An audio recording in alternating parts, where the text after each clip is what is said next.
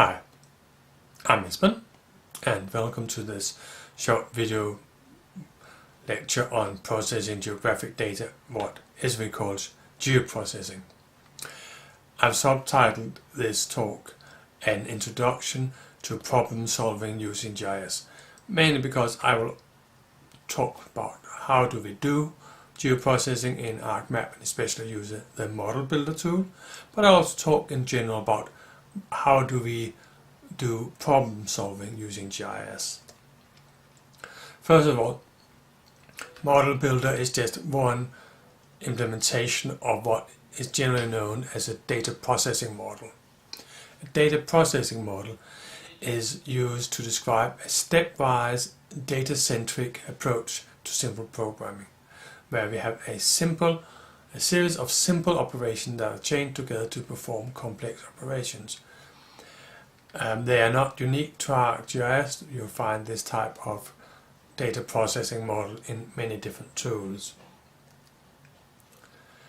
If you look about how do we solve a problem using GIS, what we normally do is that we define the ontology, or if you wish, the world of discourse for the solution. So we define what is the solution, not in terms of where exactly which where the elements are located, but which type of data are part of the solution.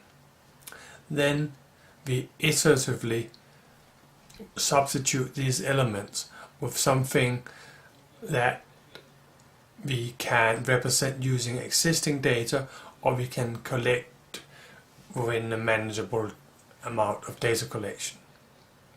So this is some iterative process where we slowly go from our ontology of the result to something that we have or can collect. If you look at an example of this, we might say, okay, a good place to live is something that's close to a station, public transport, and is not within 500 meters of a motor road.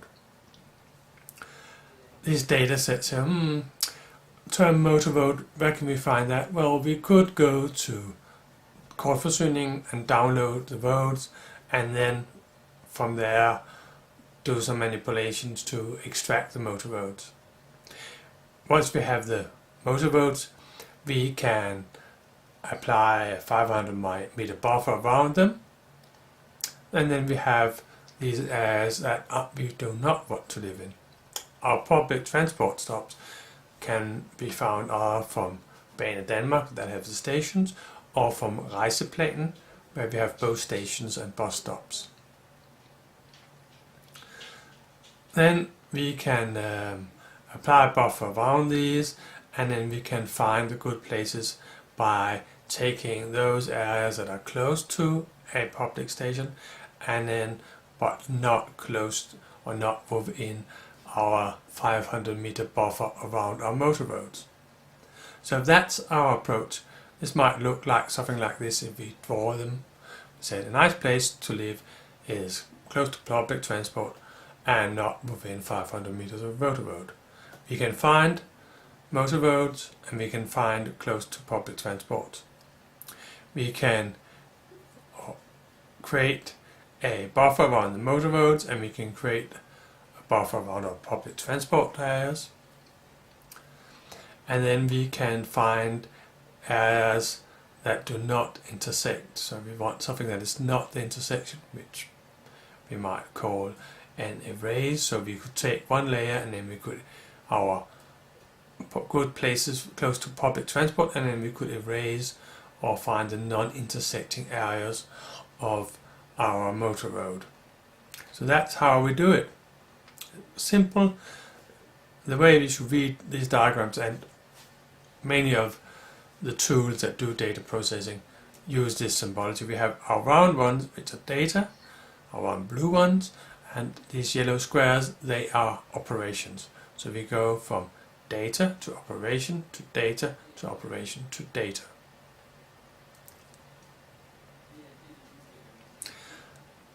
The processing model in ArcGIS is called Model Builder, and there are really many good reasons for using Model Builder. First of all, they are much more intuitive in making programs. They are automatically generates documentation, so you can see exactly how did you perform this operation. They are shareable. You can email them to people that you're collaborating with so that they can use them, and you can use them again and again. You take one and model you used created earlier and then change it for a specific purpose.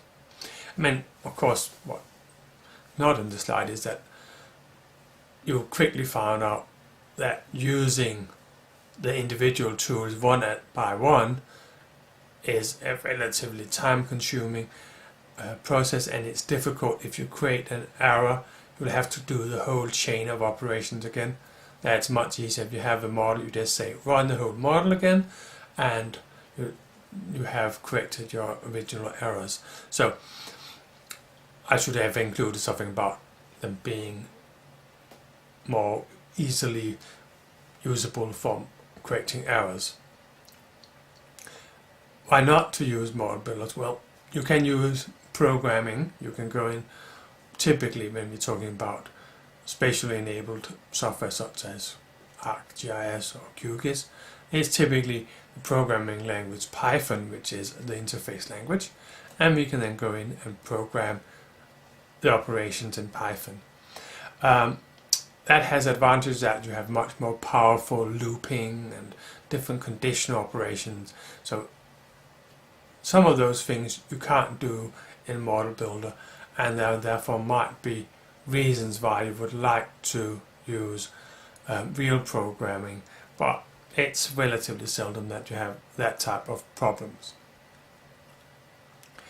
In ArcGIS you can create a temporary model by clicking on this little symbol up in the toolbars of ArcGIS. If you look at ArcGIS, we have this one.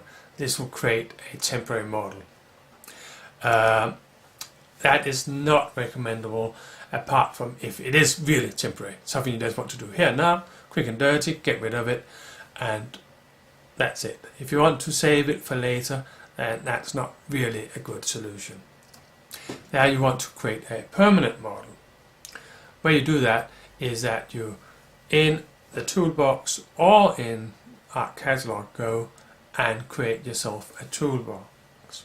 So if you go into ArcGIS, we'll go into ArcCatalog, and we are, let's place it in this folder here in my data connections.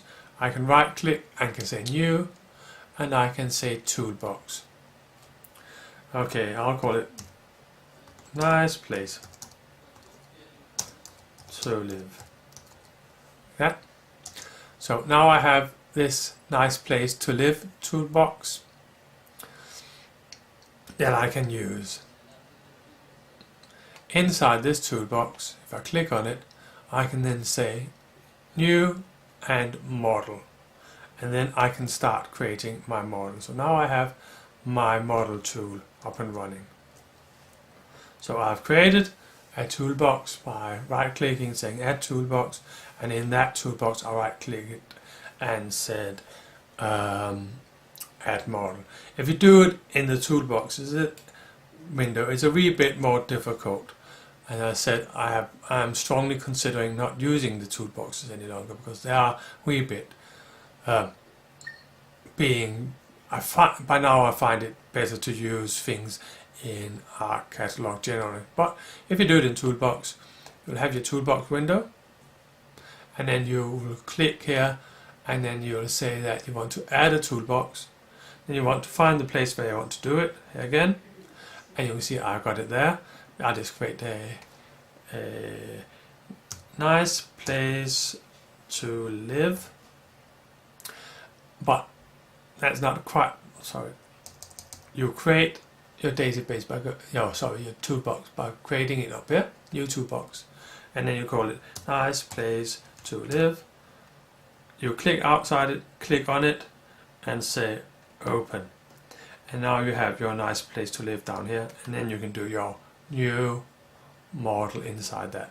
So I am getting more and more convinced that I will prefer to use my Arc Catalog window instead of having the Arc Toolbox window open. So you created the toolbox and you renamed it, and you are ready to make your models. The way you create your models is that you drag and drop tools onto your modeling surface, and you drag and drop data also. So in ArcGIS, if I know that I will be creating a buffer tool, I can go down to my tools, and I can then go and say, okay, buffer is down under analytical, proximity, and buffer, and I can then pull my buffer tool in.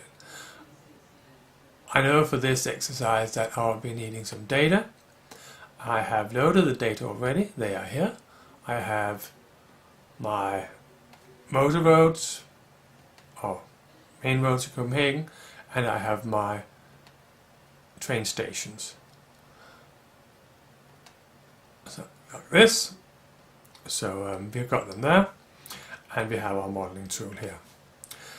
If I want to drag the data into my toolbox, also my model, I'll right click my data layer and drag it on to the drawing here. So now I have the two tools and my buffer. Remember when I talked about data modeling, I wanted to make a 500 meter buffer around those roads. So I'll connect my roads with my buffer tool. Input features. Like that. So I'm now starting to draw my model. I've linked my data and my tools. If we look in the model builder, we have the blue ones that are our input data, the green ovals are our process data, our yellow ones are the operations. We can have a different set of tools for zooming in, zoom auto arranging, that's a neat tool. Your models quickly become more cluttered and you might want to arrange them. So you can use the auto arrange. There's a thing here, you can pull them around, and once your model is ready you press the play button to play. But this model is not ready. We can see this because these are not yellow yet. This can be explained by the fact that we have different states that our tools can be in. If they are white, as we had it in the arcmap, they are not ready, they are lacking some information. If they are colored with no shadow, they have all the information they need to run but haven't run, and if they have the shadow underneath, they have run. This is one of the neat things with the model builder, is that you don't have to design the whole model and then run it. What you can do is that you can do it stepwise. So you can do some of the processing, run it, look at the results, say, okay, what do I want to do, and then build on from there. And because our map registers what it has done, it won't run those steps again. Of course, sometimes there can be a little problem, and you'll have to use the trick that is called go into the model menu here and then do run entire model, which will force the model to run all steps, also steps that it thinks it has run. There are sometimes conditions can change without the model builder noticing it, and you'll have to force it to run. But apart from that, the process is to basically just click the run tool. So before we talk about model parameters, let's finish. What does this tool lack before we can run it? Well, we've said we want to create a buffer, but we haven't said how big we want to create our buffer. So we'll double click the buffer tool, and into that our buffer had to be 500 meters. That, and say OK, and we're going to do a buffer tool again on our train stations. So we'll just need our buffer tool again, and we will connect these, and let's say nice means 1 kilometer. So this is within a close to a train station, 1 kilometer. That's a okay walking distance, 20 minutes walk. We'll probably use a bicycle. Anyway, now we need to find those areas that are in this one but not down in that one, and we can then use our overlay operation and use our erase tool.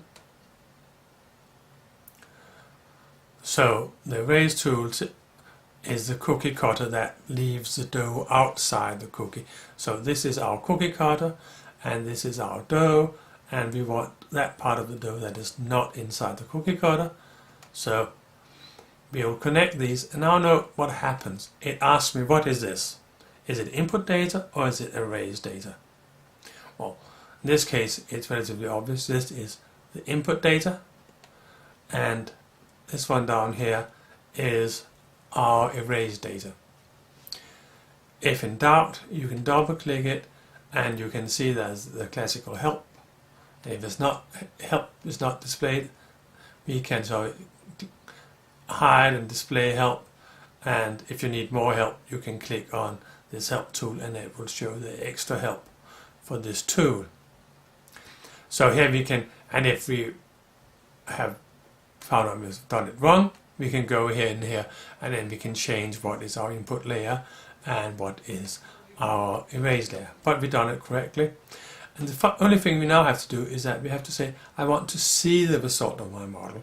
So I right click on this final one and say add to display, and I'm now ready to run my model. So I click the play button, and note the red box, that is what is it doing at the moment. So now I've finished, and it's often a good idea to make sure this one close dialog when completed successful, because you can sometimes get stuck with this dialog box open and have to force quit the program. So I normally have this one on. So here we have our station areas, and we have the areas around the buffers cut out. So the nice place to live is somewhere in between, in this blue area here. But close to, what does close to mean? Well, we were in this discussion, was 1 kilometer close? Yeah, perhaps. But maybe it's 500 meters, maybe it's 2 kilometers if you're going to go by bike anyway. So we might want to be able to redo this tool at different distances. And this is where this last thing comes in, this model parameter. We've seen that the other tools, when we run them, they ask for different things. And we can do the same with our own tools. We can say, okay, we have some things that are fixed, and we have some things that are variable. And especially when you start doing advanced models, where one model is calling another model, it's very important to be able to pass information from one model to another using parameters. But let's look at this simple example. So I have my model parameters, and the way I do it is that I right click on a tool and say make it a model parameter. And when I then later run the tool, it will show me these different parameters in the dialog box. So in this dialog box over here, I can see the different parameters that I have asked for. So let's go and try this in ArcMap. I'll go up and right click on this one and say make a variable first, because this one is a wee bit different and I need to set that it is my distance from distance. So I say create variable from distance. This creates this little blue tool here. So I'm taking this is basically distance. If I double click it now, you can see it's 1,000 meters, and I'll make that my model parameter. I could have more model parameters, but I'll leave it with this. I can now save my model, and it's just called model 1, and I can close it. If I go into my toolbox, we have my model here. I could call it something better. I call it find nice place.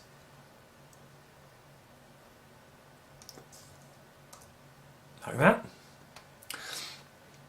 If I want to go in and edit my model, I right click on it and say edit, and that will bring up my model again.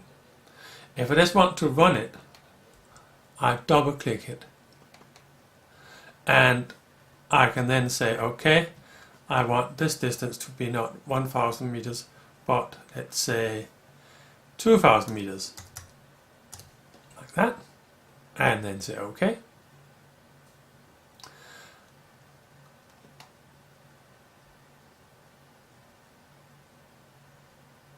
So, what you see here is that, alas, it doesn't display the output. Where did that disappear? Well, it's saved down in my default database. If I go in and say edit, this one, even though it did have an add to display on it, it does not do it when we run the model as a tool. The only way we can do that is by making this also a model parameter, like that. And you can see here, if I hold my mouse over it, it says that it's going into the default database. So if I now close my model and say save, and close it, and now double click on it to run, and now say okay, 2000 meters, and this is where it's going to output it, and it says, oh, you already got this, because I just run it before, but I can live with that, so I say okay.